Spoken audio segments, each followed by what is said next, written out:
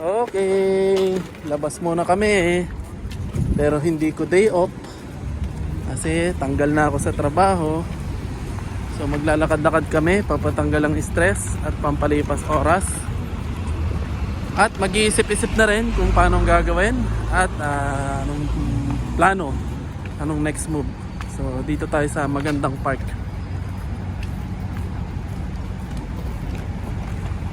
Alright, nandito na kami sa aming destinasyon na park. So hanap lang kami ng pwesto dito na mauupuan. Siguro doon na lang sa dating pwesto. Or kung gustong maglaro na Sky dito sa mga palaruan dito. Kasi marami ditong palaruan na pwedeng paglaro na Sky, ha? Tayo nga, sige. Walang kaalam-alam ang bata sa nangyayari.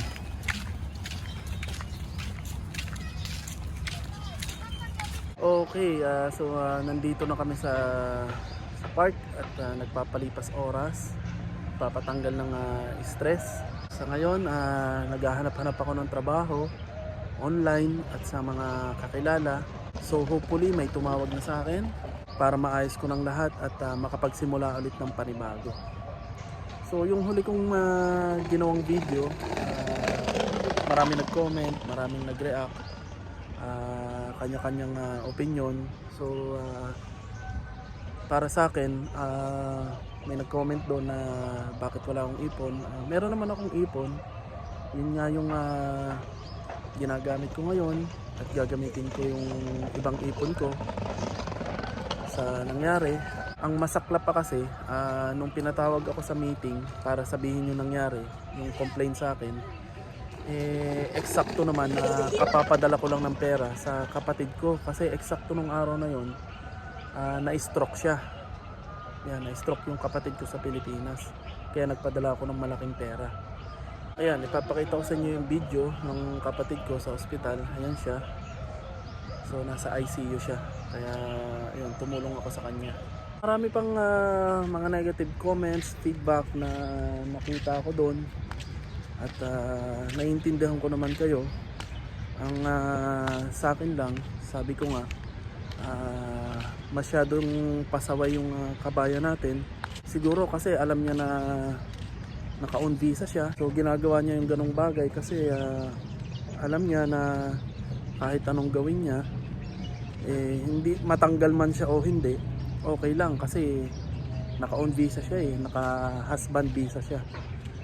So okay lang sa kanya matanggal sa trabaho, okay lang sa kanya magpala-absent kasi nga wala namang mawawala sa kanya. So ako naman as a supervisor niya o manager, trabaho ko o katungkulan ko na sitahin pag ganong may mga ginagawang against the company policy.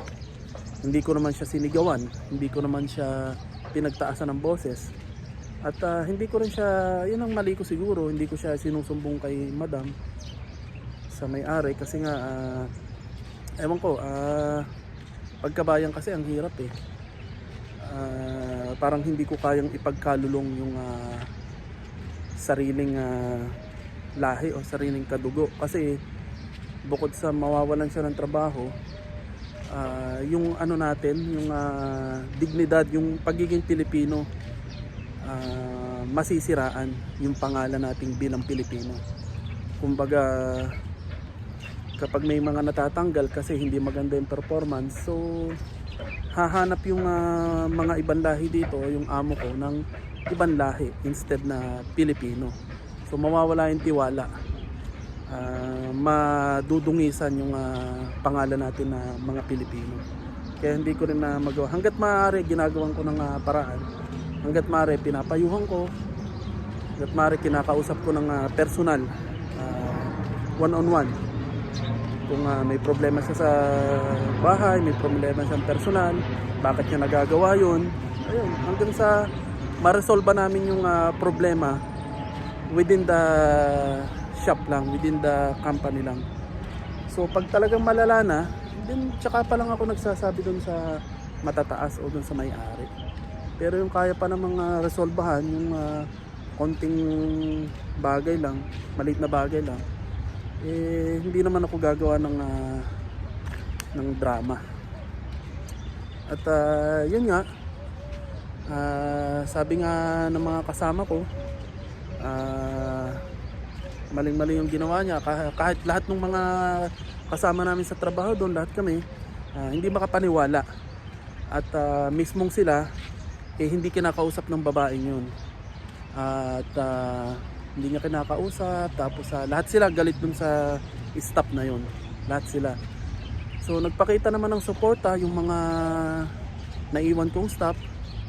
At ayan, makikita nyo yung message sa akin. Ilalagay ko sa screen. African pa yan, ibang lahi. Ayun, sobrang nangihinayang sila at nangyari nga sa akin yun. Actually, gusto kong kung makikita nyo, mapapanood yung ibang video. Nung mapunta ako dito sa company na to, ang mga kinukuha ko, puro kababayan natin. So gusto kong makatulong sa mga kababayan natin hanggat maaari. Kasi nga, siyempre kabayan natin yan. Alam ko namang mahirap ang buhay sa Pilipinas. So hanggat maaari, makatulong tayo. Kasi ako yung nasa posisyon. Ako yung may kapangyarihan na kumuha ng tao. Yun ang kagandahan. Kaya puro kababayan yung kinukuha ko. Yun namang staff na yun na hindi naman galing sa akin o hindi ako kumuha. Yung madam ko, yung may-ari. Bale, pang-apat na siya sa natanggal. Kasi nga puro pasaway. Pero yung apat na yon, puro si madam ang kumuha. Puro mga galing sa Pilipinas, fresh lang, walang experience dito, walang experience sa abroad. So fresh galing Pilipinas, bagong visit visa, kinuha ni madam. Mga teacher sila, teacher, 18 years ng teacher sa Pilipinas. Ayun, yung una, kung panoorin nyo yung iba kong video, makikita nyo, i-explain ko doon yung mga ginawa ng mga staff na nauna pang nag-resign naman sa company namin, na idinawit din yung pangalan ko. Yung isa ang sabi kaya siya nag-resign kasi pinagme-makeup ko. Lagi kong pinagme-makeup kasi protocol yon, na company policy. Kailangan na nakatali yung buhok mo, lagi ka naka-makeup para presentable ka sa customer. Kasi palaruan kami o sa hospitality kami, sa customer service. Ewan ko kung bakit nandadamay pa, kung nag-resign siya, bakit hindi na lang niya panindigan, at bakit kailangan pa niya manghila pababa ng ibang tao na kababayan mo pa. Diba? Parang ang sakit masaklap.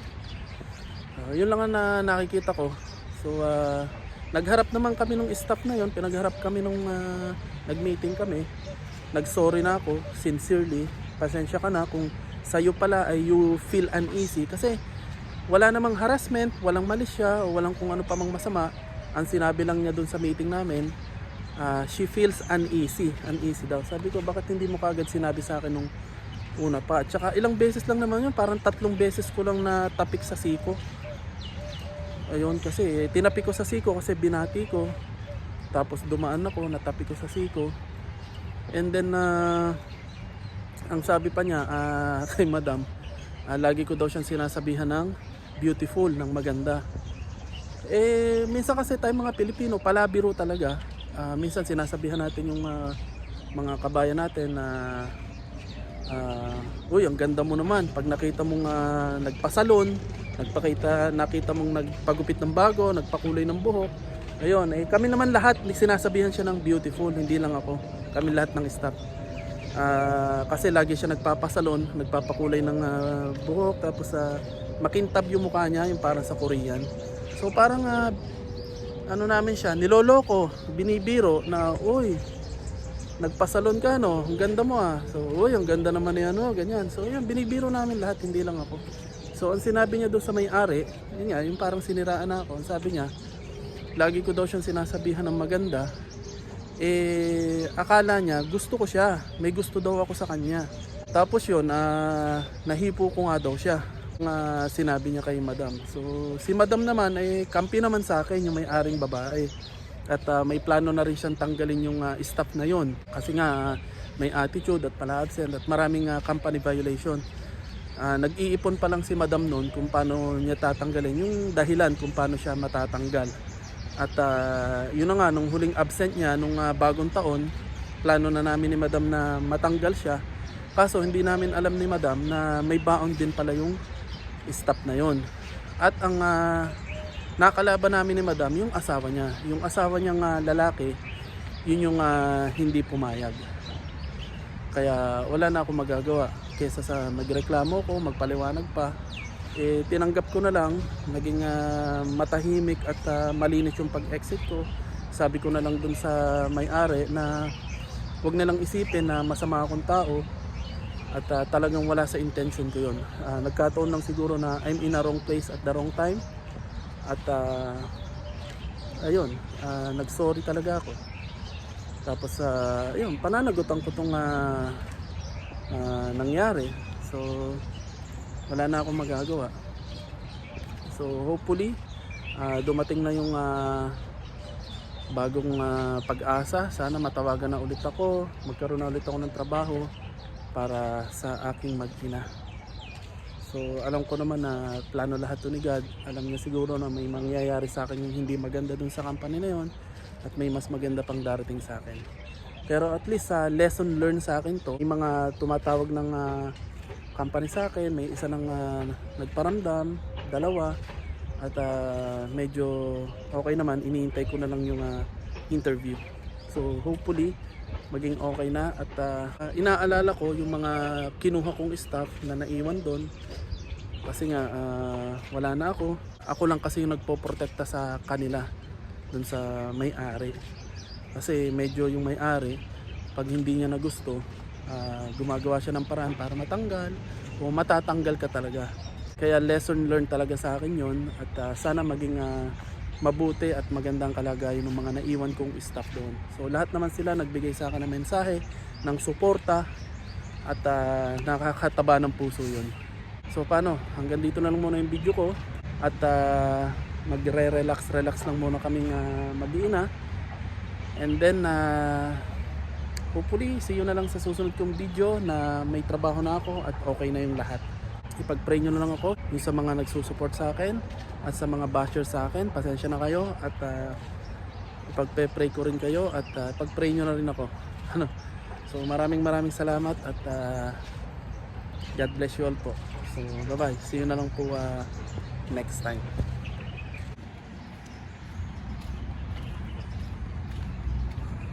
Oh, Sky, bakit? Ba't hindi ka nag-scooter? Ha? Anong ginagawa mo? Ba't di ka nag-scooter? Ha? Ibon? Ayun nga no, may ibon. Guys, may nahuli akong tutubi. Tutubi. Ayan o, ngayon lang ulit ako nakakita ng tutubi. Nahuli ko, dinakma ko. So, paalpasan natin siya. Na, 1, 2, 3. Yung pinakawala namin tutubi, nakadapo lang siya. Op.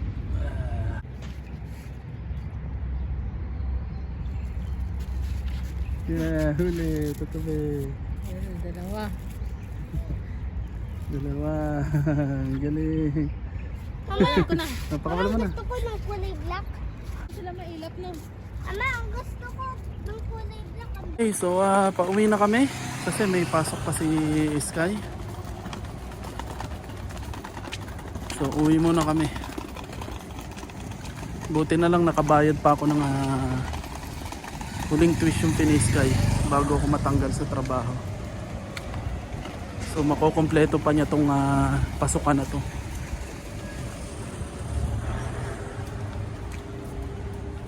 Nandito na kami sa bahay, nakauwi na kami. Pahabol nga pala, wala pa naman ako masyadong ipon. Hindi ganun kalaki yung naipon ko kasi maliit lang naman yung sahod ko kahit manager ako o supervisor.